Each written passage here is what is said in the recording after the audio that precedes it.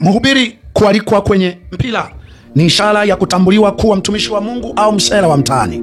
Unakuta kama kwenye nchi yetu, unakuta kuna mambo yameharibika, yamekwama, lakini watu wako Simba, Yanga, Simba. Mpira ni kama pombe, munywe, muanze kujifanya hamna shida. Pombe imetajwa hivi katika Mithali.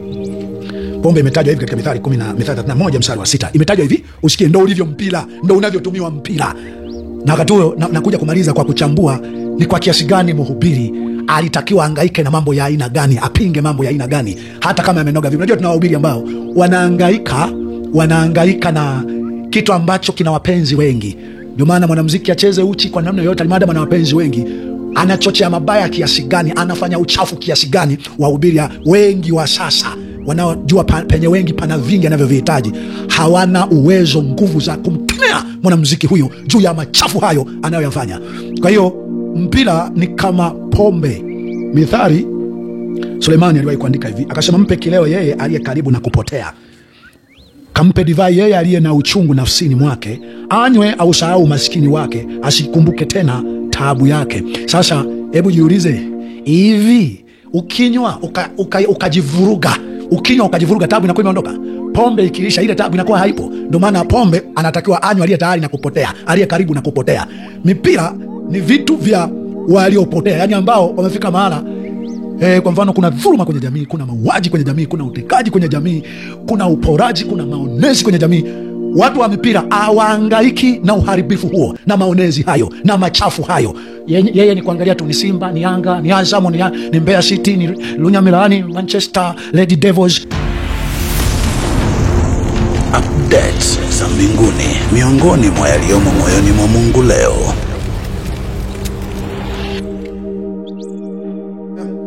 Mhubiri kualikwa kwenye mpira ni ishara ya kutambuliwa kuwa mtumishi wa Mungu au msela wa mtaani.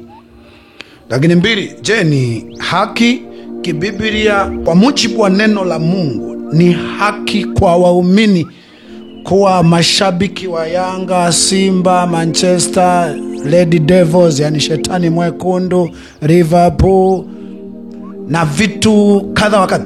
Ni halali kwa mujibu wa Biblia waumini wacha Mungu, kanisa la Mungu, wasafiri kuwa mashabiki wa mpira, na wakawa comfortable kanisani, na wakawa na uhalali wakati mwingine hata kuacha ibada, kuacha maombi, kufuatilia mpira kwenye TV ama kwenda kuangalia mitandaoni ama viwanjani.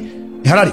Anyway, najua kwa dakika mpaka hii nimeshatukanwa tayari. Kwa wale ambao kabisa wanajua nimegusa mpira na pengine wanahitaji ushindi kwa njia yoyote, na pengine mhubiri wanamuona na mazingaombwe ya kufanya washinde.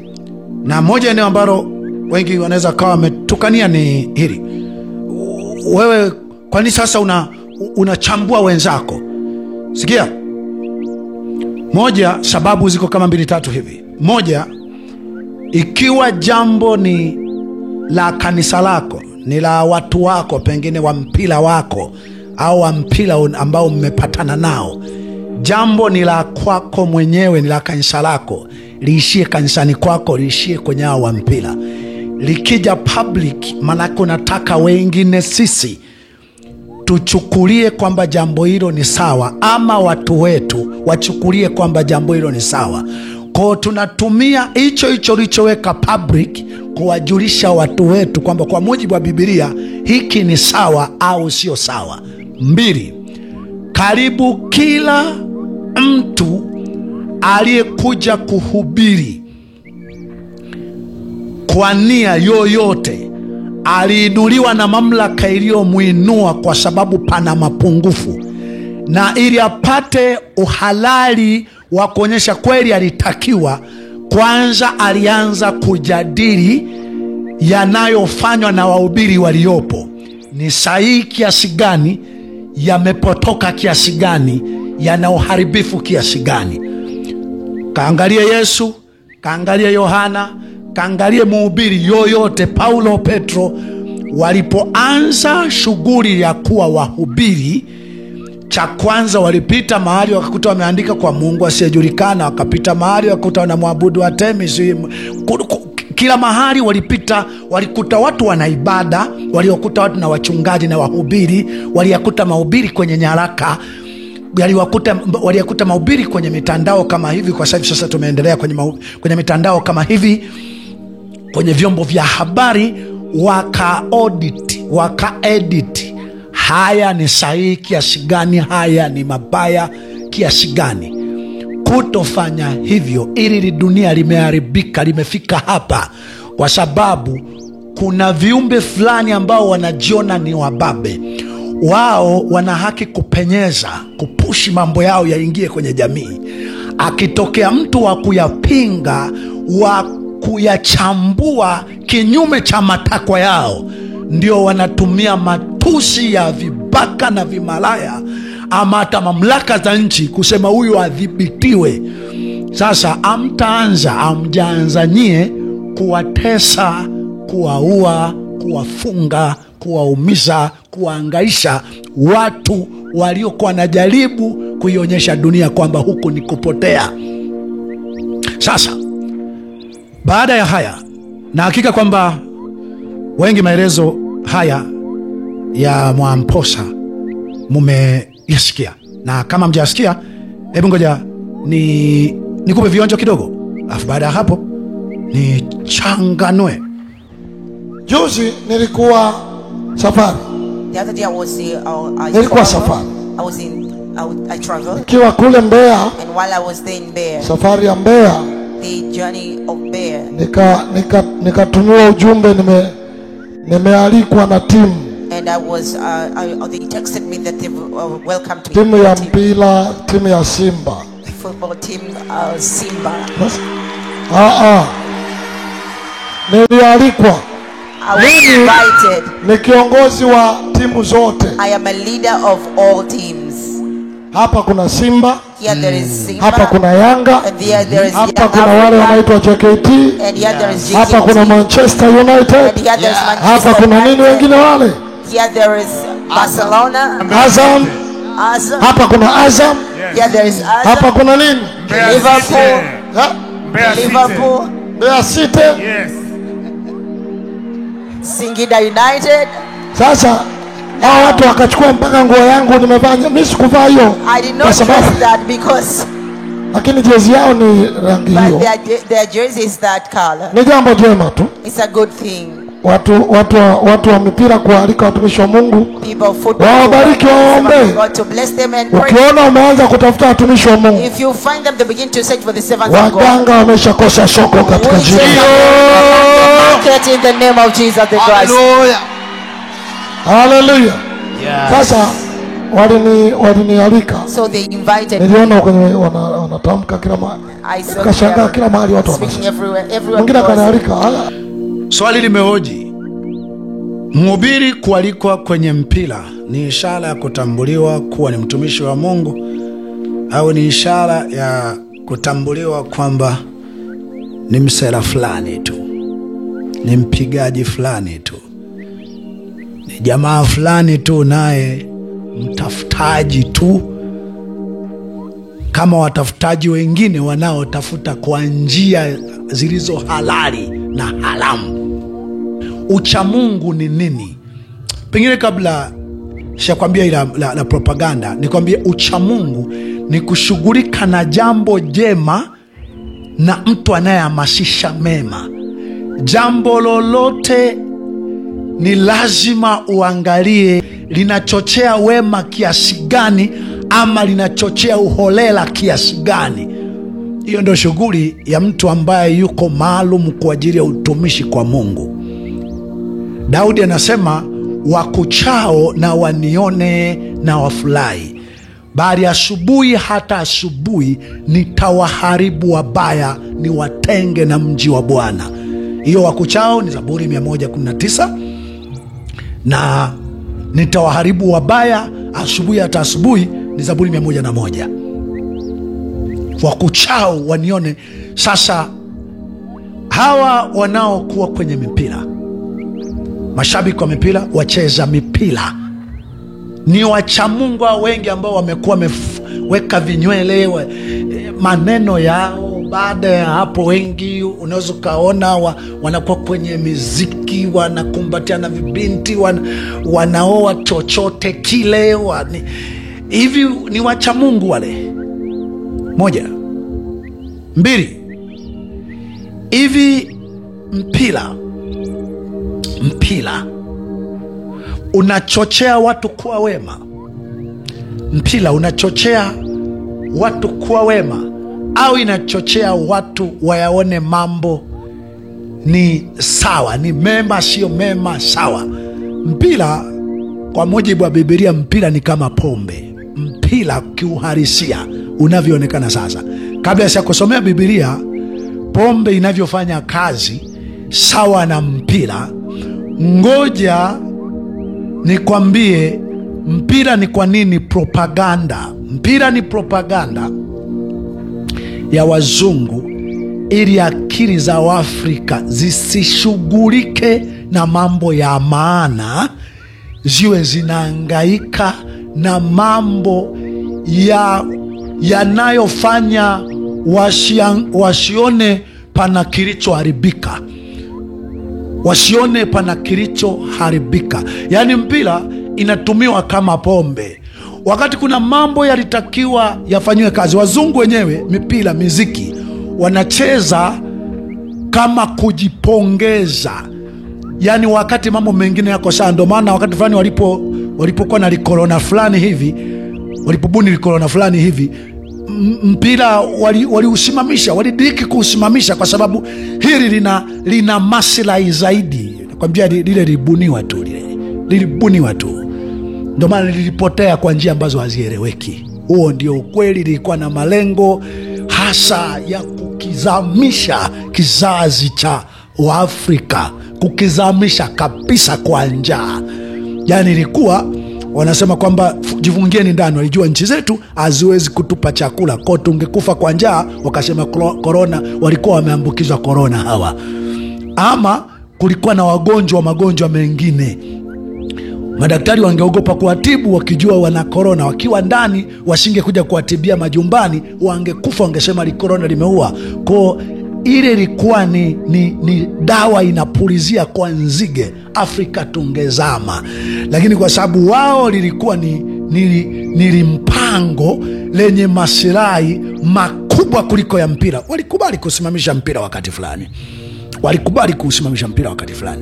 Mzungu ucheza mpira, ucheza bao. Mzungu ucheza mziki.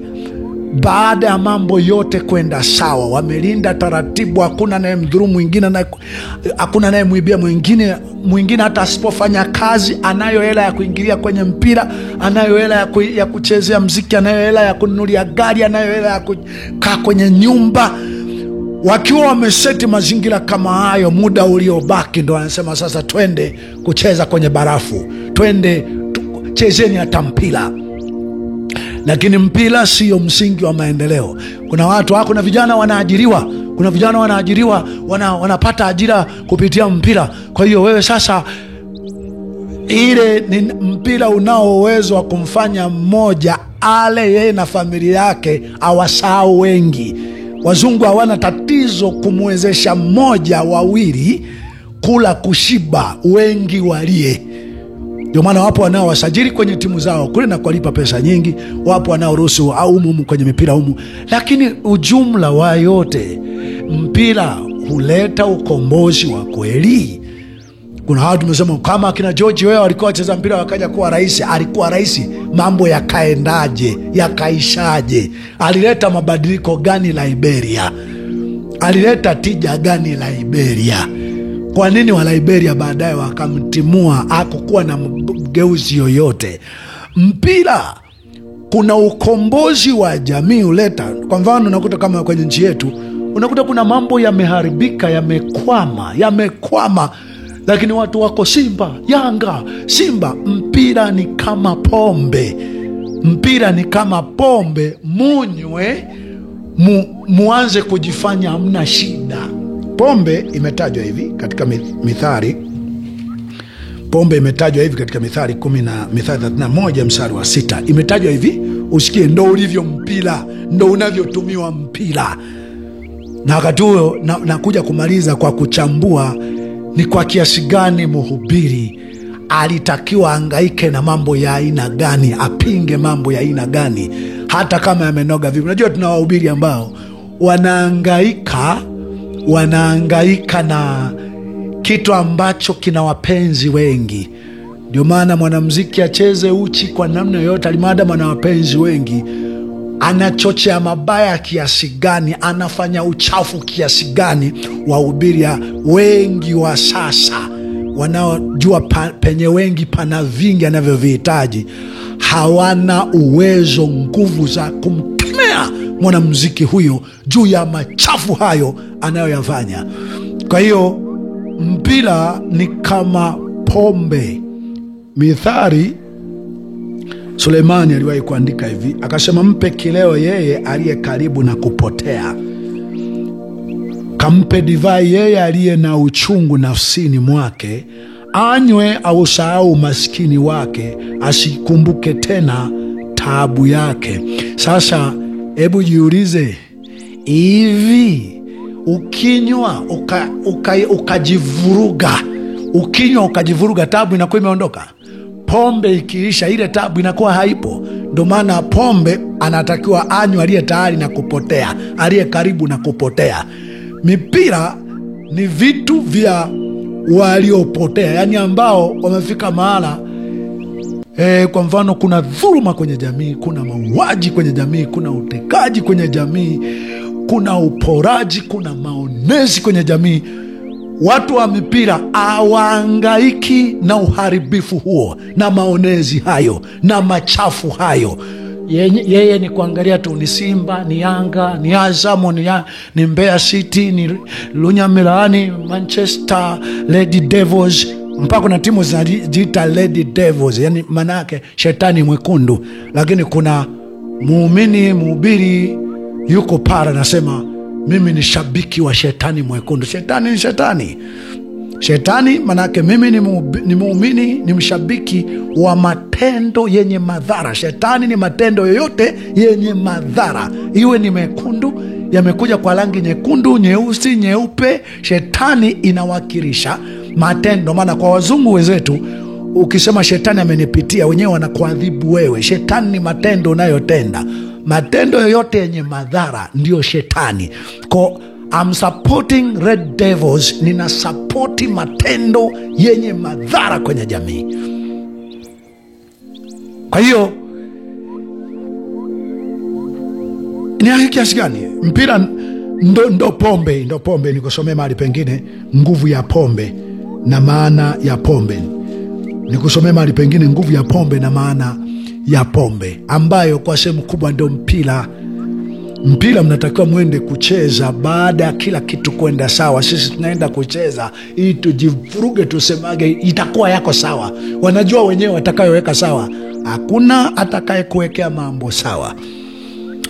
Mambo utayaweka wewe sawa. Simamisha visivyo sawa, fanya lililo sawa, ili utengeneze mambo kuwa sawa, ndipo uje ufanye vitu vingine vya ziada, hata kama visingekuwa na uchafu ndani yake. Hakuna atakaye kuwekea mambo. Wewe ukihangaika na mpira, au wawili watatu watakaojaribu kufanya watafinywa, hakuna atakaye watetea. Mwisho wa siku wewe utatoka kwenye mpira kodi na kudai pale pale, wakati utakiwa pengine ujengewe nyumba. Utatoka kwenye mpira, utakuta mkeo kachepuka kwa sababu vitu havikwenda sawa sawa. Sehemu kubwa ndoa nyingi za waraibu wa mpira haziko stable, kwa sababu the way unavyo concentrate kwenye mpira, kuna vitu vina miss kwenye familia. Hakuna wa kukuponyea familia, hakuna wa kukuponyea maisha yako. Ulihitaji kuweka kando. Ngoja nikusomee pombe alafu uione inavyofanana na mpira.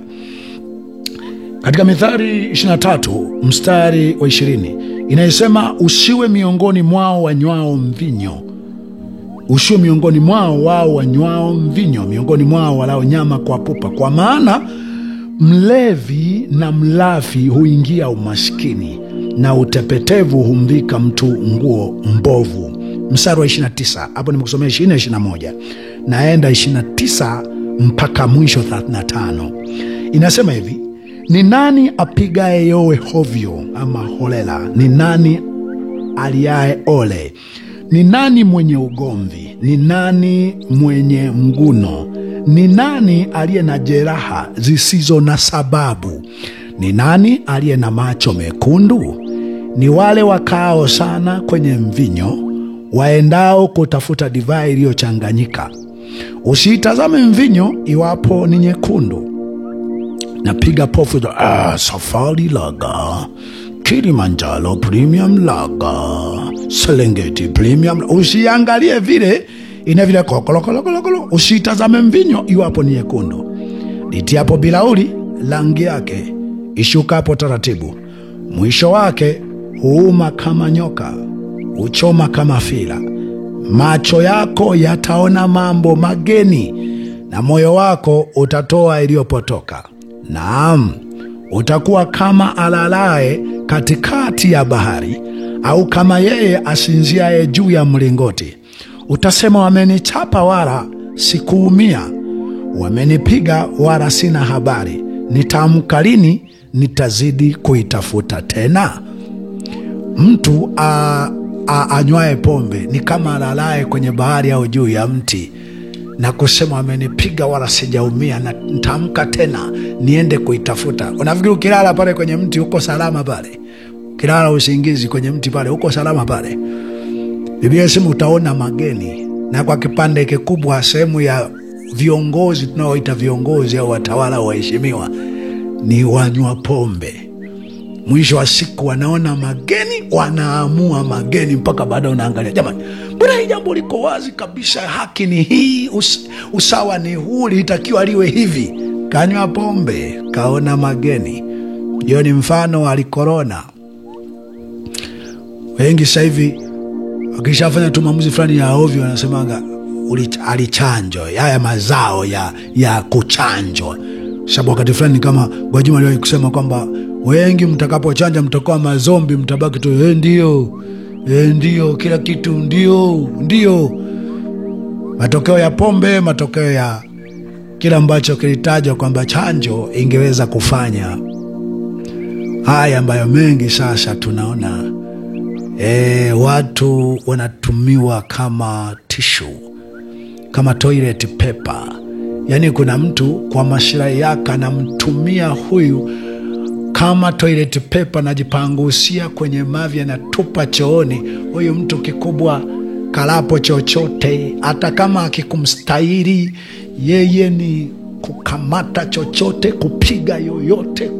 Yani anayempiga ndiye mtu ambaye anatetea, anafafanua jambo la maana, jambo la kufanya wote tuje tunufaike.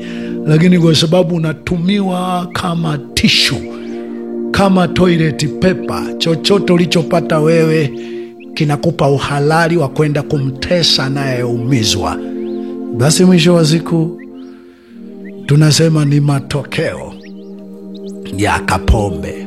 Sasa kapombe na mpira ni kitu cha aina moja. Mpira unashangilia wakati nyumbani umeacha kodi hamna, kuna mahali unadaiwa, kuna vitu umeibiwa, vimeporwa, kuna ndugu yako pengine kauawa, kaumizwa, katekwa, kuna mahali pana dhuluma, pana uonezi, lakini mpira unashangilia.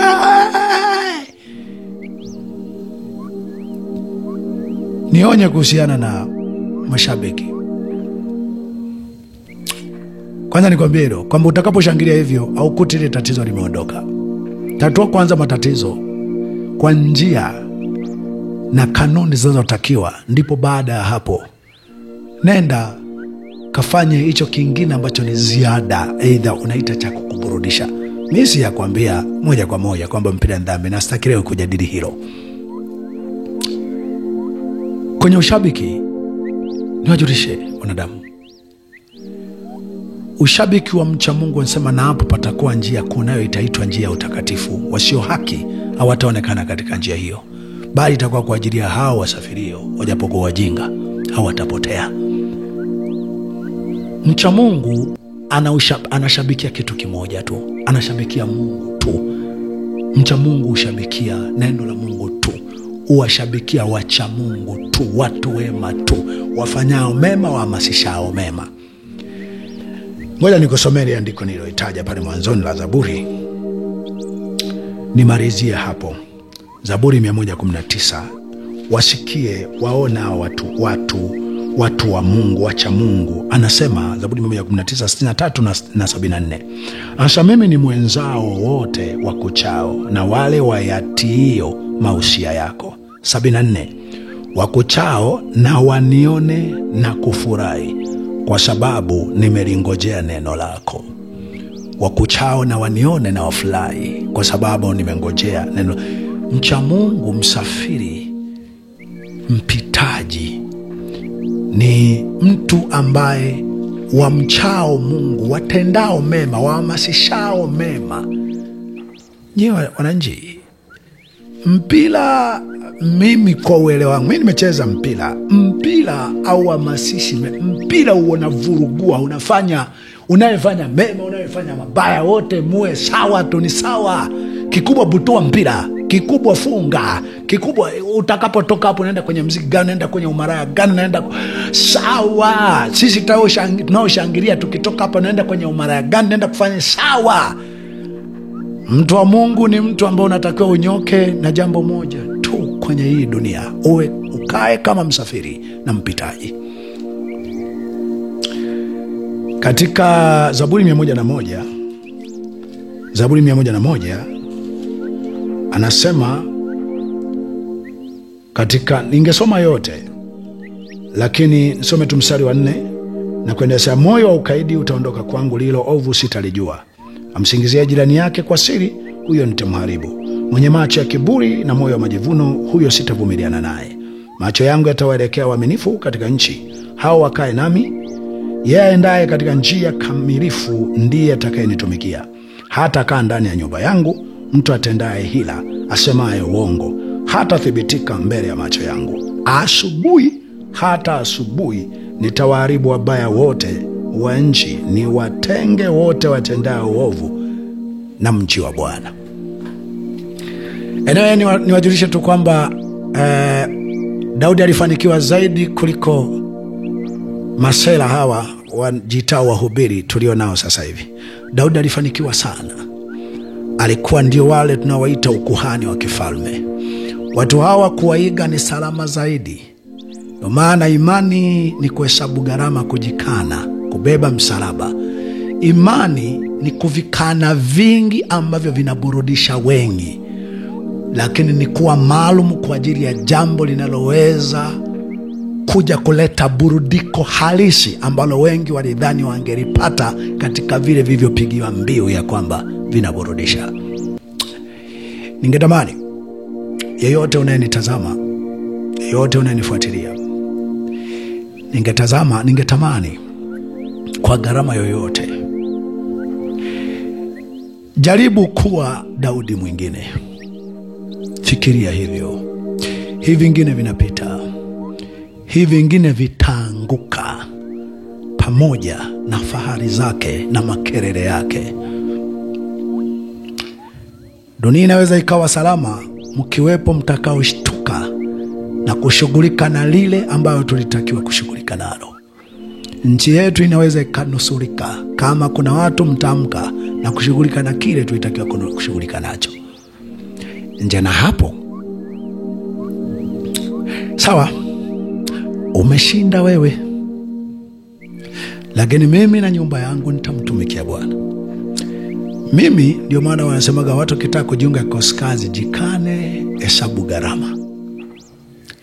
Mimi huwa ninazuia, mimi huwa ninakataza mtu kuwa shabiki wa kitu kiovu, chenye uovu, kisicho na mlengo wa moja kwa moja wa haki. Ndio imepelekea tuwe wachache sana, na siangaiki na lini tutakuja kuwa wengi. nahangaika, tulitakiwa kuwaje, iwe ni wengi au ni wachache? Inawezekana kupingana na makelele haya na matakataka haya, na wengine wawili watatu wanaweza wakayumba.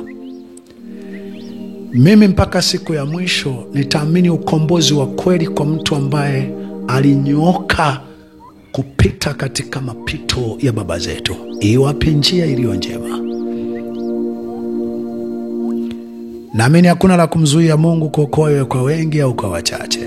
Alisema Jonathan mtoto wa Sauli, rafiki mpendwa wa Daudi. Mimi nitahangaika na quality, ubora, usahihi, kujikana kwa 5, 10, 20. Naamini yatakayotokea baadaye, yaliyopo sasa na yatakayotokea baadaye, yana fahari kuliko hata watajuao wana mamilioni au malaki ya watu. Asante kwa kunisikiliza. Hii ni sauti ya mtu aliyetoka gerezani. Sema, itengeneze njia ya Bwana, nyosheni mapito yake. Heri mtu atakayeteswa, atakayefungwa, atakayewawa ama afae katika Bwana tangu sasa, pata kupumzika mara baada ya taabu zake. Tazama, Mungu mwenye haki yu karibu kuja. Hii ni maana neno Maranatha.